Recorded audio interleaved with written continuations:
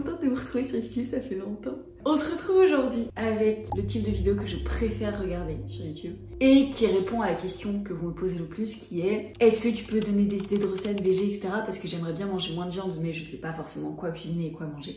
Coucou, coucou. Moi je suis pas végé en fait. Moi j'adore la viande, j'adore la croquette, j'adore la pâté. En fait, l'objectif des vidéos, une journée dans mon assiette comme ça, c'est évidemment de vous inspirer, de vous donner des idées de recettes, mais aussi de vous montrer que manger végé, c'est pas compliqué. Et aussi de vous expliquer un petit peu pourquoi je mange tel ou tel aliment, de pouvoir rentrer un petit peu plus en profondeur, parce que j'aimerais bien vous faire des semaines dans mon assiette, mais c'est beaucoup plus long à filmer, et surtout, je pense que c'est plutôt un enchaînement d'assiettes où je peux pas forcément prendre le temps de vous expliquer le pourquoi du comment de chaque ingrédient de chaque assiette, alors que sur une journée je peux un petit peu plus me permettre de prendre du temps. Voilà, écoutez, je sais pas encore ce que je vais manger aujourd'hui, ça va être un peu au feeling, il y a plus grand chose dans le frigo, donc ça va être peut-être un peu des repas de reste, on se débrouille avec ce qu'on a. Dans tous les cas, on va commencer par un petit déj. J'ai pas extrêmement faim ce matin, parfois j'ai une faim, j'allais dire une faim de bœuf.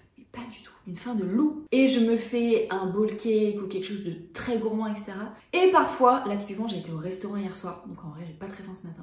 Donc je vais juste me faire des œufs, je pense, en tartine. Parce que, ce que j'ai oublié de préciser, c'est que je fais beaucoup de sport depuis, alors beaucoup. Je vais à la salle 3 à 4 fois par semaine, mais surtout j'aimerais me muscler. Voilà, c'est l'objectif. Et du coup, pour construire du muscle, il faut évidemment manger des protéines. Donc j'essaye encore plus qu'avant d'avoir vraiment une bonne dose de protéines dans toutes mes assiettes. Et c'est aussi ce que je vais vous montrer aujourd'hui, c'est comment on fait des assiettes qui soient végétariennes, qui soient bonnes, qui soient faciles, mais qui soient aussi riches en protéines. Donc écoutez, assez de blabla, on va préparer le petit déj, parce que même si j'ai pas une faim de loup, j'ai quand même un petit peu faim.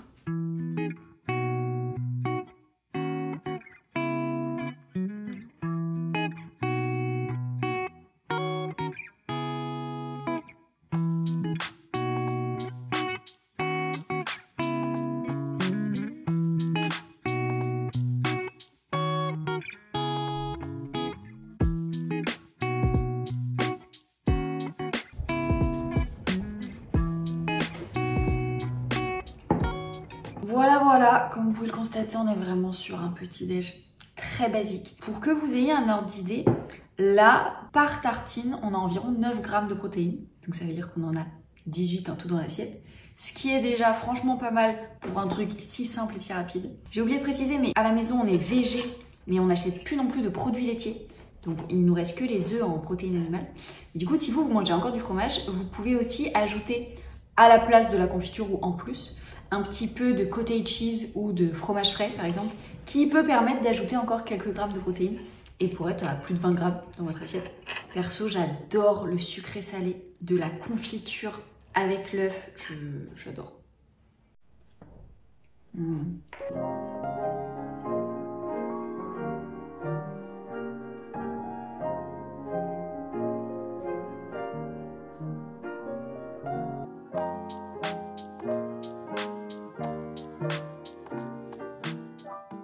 Et j'en profite pour préciser que les œufs, c'est vraiment une très bonne source de protéines.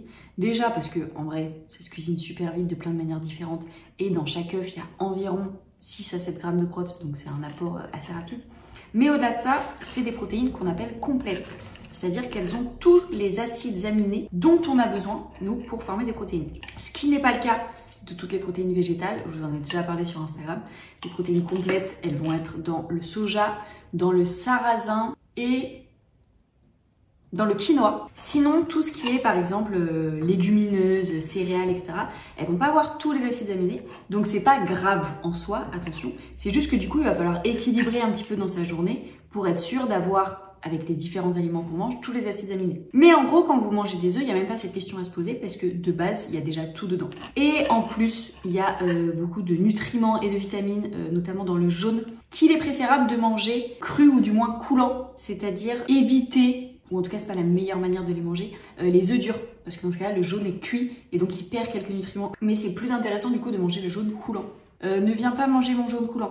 On se retrouve quelques heures plus tard dans ma cuisine, toujours pas instagrammable, youtubesque, pour le repas du midi. Et en fait, je me suis rappelé que j'avais une collab à filmer, donc mon repas va dépendre de ma collab. Et c'est ça aussi finalement la vraie vie d'une créatrice de contenu, c'est parfois manger ce qu'on doit filmer. en priorité. Là, en l'occurrence, si vous me suivez sur Instagram, vous allez reconnaître que c'est une marque dont je vous parle souvent parce que c'est une marque que j'aime beaucoup, pour laquelle je suis cliente depuis des années avant même de bosser avec eux. Et ça, c'est un petit peu le cas parfait de finir par travailler avec des marques qu'on consommait avant finalement de bosser avec elles.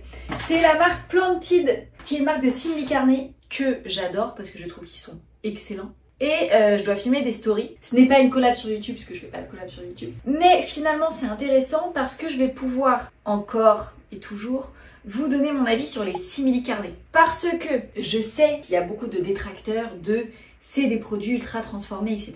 Ce qui est vrai, c'est des produits ultra transformés. Mais déjà, première chose, personnellement, je suis pas devenue végétarienne pour devenir une meuf super healthy. En vrai, je suis devenue végé pour l'impact environnemental que ça a, pour le bien-être animal, pour pas manger autant d'animaux, etc.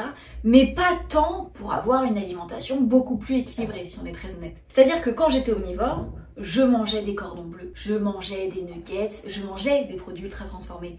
Et à aucun moment donné, je me suis dit, en devenant végé, je vais plus le faire. Ça, c'est un petit peu la première chose. Deux, c'est pas parce qu'on est végé qu'on doit manger que healthy, que des produits bruts, faits à maison, etc. La deuxième chose, c'est que il y a ultra transformé et ultra transformé. C'est-à-dire que tous les produits ne se valent pas en termes de composition. Typiquement Planted et d'autres marques d'ailleurs, hein, que ce soit La Vie, Accro aussi, qui sont des marques de silicarné qui ont des compos qui sont vachement clean dans le sens où il n'y a pas d'additifs, il n'y a pas d'ingrédients un petit peu bizarres. Quand on lit ce qu'il y a dedans, là typiquement le steak, c'est eau, protéines de soja, huile de colza, farine, épices, concentré de betterave, extrait de levure, ferment, sucre de canne, sel et vitamine B12. Parce qu'en plus, ils mettent de la B12 pour qu'on en ait quand on est végé. Bref, il n'y a pas de E837, etc. des trucs qu'on ne connaît pas. Il n'y a pas d'ingrédients un peu bizarres. On comprend tout ce qu'il y a dans la liste d'ingrédients. Donc certes, ça reste un produit ultra transformé dans le sens où il y a beaucoup d'étapes pour arriver à ce steak-là dans notre assiette.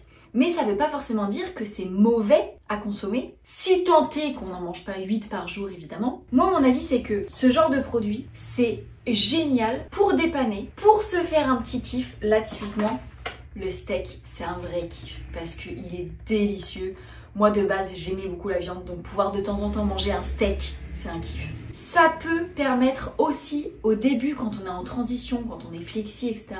de végétaliser plus facilement des recettes. Typiquement, vous adorez la quiche Lorraine, bah vous remplacez les lardons par des lardons végétaux. Vous avez votre quiche Lorraine qui est prête. C'est la même recette que d'habitude, vous remplacez juste un ingrédient qui a le même goût, qui a la même texture, etc. Donc ça peut aussi faciliter l'implémentation de repas végés de temps en temps dans votre semaine. On peut être complètement végé sans manger aucun simili, on peut en manger plus. Après dans tous les cas c'est un truc qui coûte un peu plus cher, on va pas se mentir.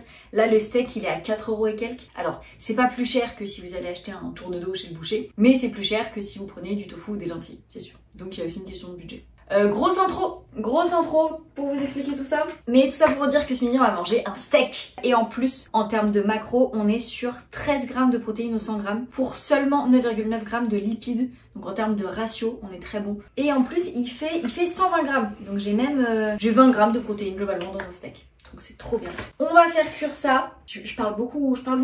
On va faire cuire ça et je vais me faire avec de l'orzo. De l'orzo, en gros, c'est du blé. C'est pour changer un peu des pâtes en termes de texture et de forme, mais globalement c'est comme des pâtes. Que je vais me faire avec une petite sauce, un peu comme si c'était un risotto, mais prêt en 10 minutes. Et pour avoir quand même un petit peu de légumes dans l'assiette, j'ai des tomates cerises qu'il me reste au frigo. Donc je vais me faire une petite salade de tomates à côté. Et ce sera parfait.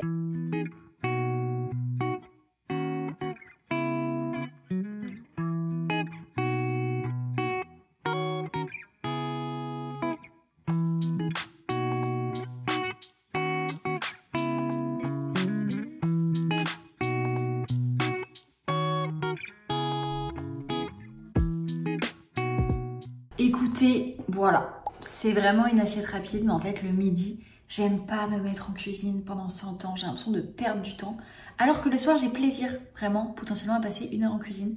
Donc les assiettes du midi sont rapides, mais elles sont très bonnes au demeurant. Ce steak Planted, c'est incroyable, regardez la texture. C'est tellement bon, c'est délicieux. J'en mange pas souvent, je me le garde vraiment en petit kiff, mais dès que je le mange, je me dis la même chose, il est incroyable. Avec mon petit orzo et mes petites tomates là, nickel. On se retrouve quelques heures plus tard. Comme vous pouvez le constater, je me suis changée parce que je rentre de la salle de sport. En rentrant, je vais me faire un petit shaker de protéines. Alors, disclaimer, ce n'est pas du tout obligatoire de prendre des protéines en poudre quand on est végétarien. Pour être très honnête, moi j'en prends pour 2 raisons. La première raison, c'est que, comme je vous l'ai dit, en ce moment je fais beaucoup de sport et j'essaye de prendre du muscle, de prendre de la masse. Et donc, j'ai un besoin en protéines qui est plus important que dans la moyenne. Et donc pour ça, il y a 2 solutions. C'est soit je me mets à manger beaucoup plus pour avoir plus de protéines, soit je triche en prenant de la protéine en poudre. Et le problème, en déglaçons, le problème c'est que moi de base, j'ai déjà un très petit appétit. Je suis très vite rassasiée, donc j'ai jamais mangé beaucoup en quantité parce que j'ai très vite plus faim. Donc devoir manger encore plus que d'habitude, la porte ne s'ouvre pas toute seule, vous vous doutez qui a ouvert la porte? Qui a ouvert la porte? Qui a ouvert la porte? C'est moi qui ai ouvert la porte, les humains! Tu es obligé d'être dans toutes les vidéos YouTube tout le temps? Oui. Donc je disais, c'est mathématiquement impossible pour moi de manger plus. L'idée c'est pas non plus de s'écurer. Donc utiliser les protéines en poudre, ça me permet d'avoir plus de protéines facilement sans me forcer à manger beaucoup plus. Tout simplement. Donc du coup c'était ça les 2 raisons. Première raison c'est parce que je fais du sport et donc j'ai besoin de plus de protéines. Et la deuxième raison c'est que j'ai un petit appétit donc je peux pas manger plus. Donc je prends du lait végétal, soit du lait d'avoine, soit du lait de soja. Le lait d'avoine étant plus sucré, donc un peu plus gourmand. Le lait de soja étant plus protéiné. Donc ça permet d'avoir encore plus de protéines. En l'occurrence, je prends celui qui est entamé dans le frigo. Et en ce moment, c'est du lait de soja. Donc ce sera du lait de soja pour cette fois-ci. Je ne vous partage pas la marque de protéines que j'utilise en ce moment parce que je vous la recommande pas. Mais j'ai des paquets à finir.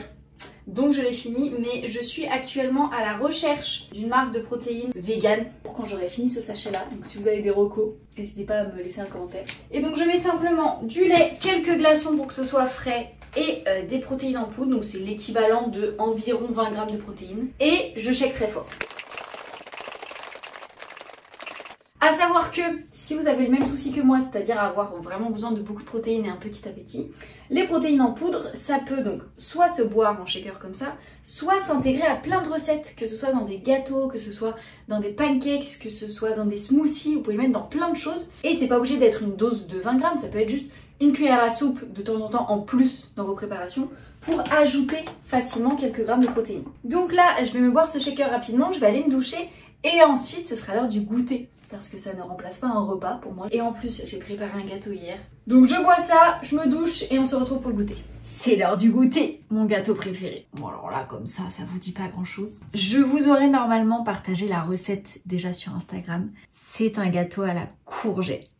Qui a l'avantage d'être du coup beaucoup moins gras qu'un gâteau classique. J'ai menti, je l'ai pas fait hier, je l'ai fait il y a 2 jours. C'est pour ça qu'il commence à être un petit peu plus dur. Mais... super astuce. Ce qu'on va faire, c'est qu'on va le mettre dans une petite assiette et on va le passer quelques secondes au micro-ondes. Parce que là, vous voyez, il est un peu ferme. Voilà, je l'ai mis environ 20 secondes. Regardez comme c'est moelleux. Oh là là, c'est tout moelleux, je suis en train de me brûler. Pour le rendre encore plus gourmand et encore plus protéiné, c'est que je vais venir mettre un petit peu de purée de noisettes. Ça permet d'ajouter des bons gras et des protéines. C'est juste 100% purée de noisettes. Et je vais aussi venir ajouter une petite poignée d'amandes. Parce que les amandes, c'est super. C'est très chiant ce plan où vous voyez que le gâteau. Je vais vous reprendre.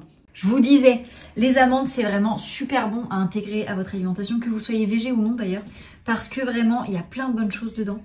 Une petite poignée comme ça, on va dire une vingtaine d'amandes, ça suffit pour avoir voilà, du magnésium, du calcium, des vitamines. Je vous mets une liste parce que je connais pas tout par cœur, mais c'est vraiment super bon pour la santé. Et là, on a un petit dessert gourmand. Encore une fois, je vous mettrai la recette en vidéo ici et je vous mettrai tout le détail en description. Et il est délicieux. Du coup, il n'y a pas de matière grasse. La courgette remplace la matière grasse.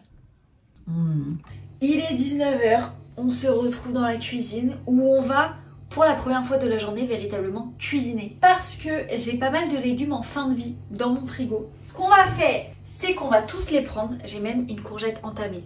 Voilà, j'ai des vieilles carottes, des courgettes, un poivron qui sont dans mon frigo depuis un petit moment. On va faire le plus simplement du monde des légumes rôtis au four.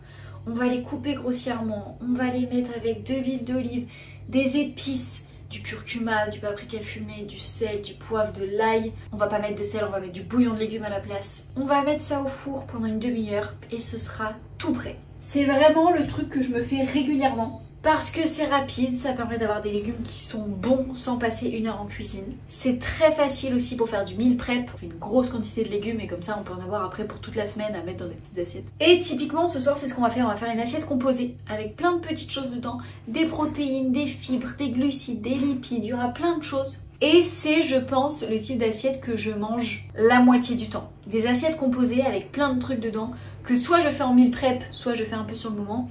Mais j'ai facilement 4 ou 5 aliments différents dans mon assiette, ce qui permet d'avoir plein d'apports, ce qui permet de se régaler facilement et ce qui permet de manger diversifié. J'ai un reste de riz, un fond de riz que je dois terminer.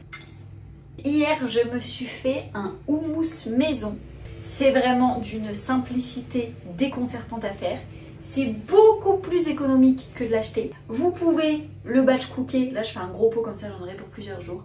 C'est meilleur, c'est fou. Je vous mettrai la recette juste ici, mais vraiment, c'est juste 5 ou 6 ingrédients à mettre dans un mixeur et c'est fini. Et vraiment, c'est bon. Oh, c'est bon. J'ai mis beaucoup de cumin, c'est excellent. Je vais me mettre une grosse cuillère qui va me servir de base un peu à mes légumes rôtis, ce sera un peu la sauce. Peut-être mettre une deuxième. C'est évidemment une très bonne source de protéines parce que c'est pratiquement que du pois chiche. J'ai mis une conserve entière de pois chiche, donc je vous mettrai combien ça fait de protéines environ là pour 2 cuillères. Mais je pense que ça m'ajoute au moins, on va dire les 4 grammes de protéines. On pourra le manger à la cuillère.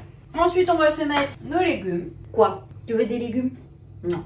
Pour ajouter des protéines en plus, parce que là on a juste le houmous, j'hésitais entre des lentilles en conserve, parce que vraiment on les met dedans, c'est rapide, ça permet de diversifier aussi un petit peu les apports en protéines. Mais vu que j'ai été à la salle, j'ai envie d'avoir encore plus de prot, donc on va partir sur du tofu. Ça c'est le amande sésame de chez Tayfood, c'est évidemment un des meilleurs tofu qui existent. Je le mange cru personnellement, vous pouvez le faire revenir à la poêle pour qu'il soit un petit peu grillé, mais si vous avez la flemme, sachez qu'il est excellent cru. Donc je vais juste me couper un petit peu des lamelles et ça me fera 19 grammes de protéines. Et le soja, c'est des protéines complètes. On en parlait ce matin ou ce midi. Et je vais m'ajouter aussi des olives parce que j'adore et que ça peps toujours un petit peu une assiette. Et évidemment, on s'amuse avec les graines. Graines de sésame, graines de tournesol, graines de courge. Ça permet d'ajouter quelques protéines en plus et aussi des vitamines et des nutriments. Donc ça, j'en mets sur toutes mes assiettes. Et voilà ma petite assiette du soir. Franchement, j'ai trop hâte, je sais que ça va être trop bon. En tout, on doit être à 30 grammes de protéines dans cette assiette avec le tofu, le riz, parce que dans les céréales, il y a toujours un petit peu de protéines, et le houmous maison. Comme vous pouvez le constater, je prends pas beaucoup de dessert. Au goûter, je voulais prendre une nectarine et j'ai oublié. Donc après cette assiette, je me ferai juste une petite pêche, histoire d'avoir au moins un fruit dans ma journée, puisque je mange pas beaucoup de fruits. Mais je suis plutôt team salé que team sucré. Donc c'est soit un yaourt de soja, typiquement le framboise passion de soja, c'est mon préféré, j'en ai plusieurs dans le frigo. Soit un fruit, soit rien du tout. En vrai, j'ai aucun problème à ne pas avoir de dessert dans un repas. J'espère que ça aura pu vous donner des petites idées. N'hésitez pas à me dire si ça vous intéresse que je fasse une semaine dans mon assiette, en blablatant moins, parce que j'ai l'impression d'avoir beaucoup blablaté. Mais du coup, pour vous donner plus d'inspiration de recettes. En tout cas, c'était un plaisir de revenir un petit peu sur YouTube. Et puis, on se retrouve très vite dans une prochaine vidéo.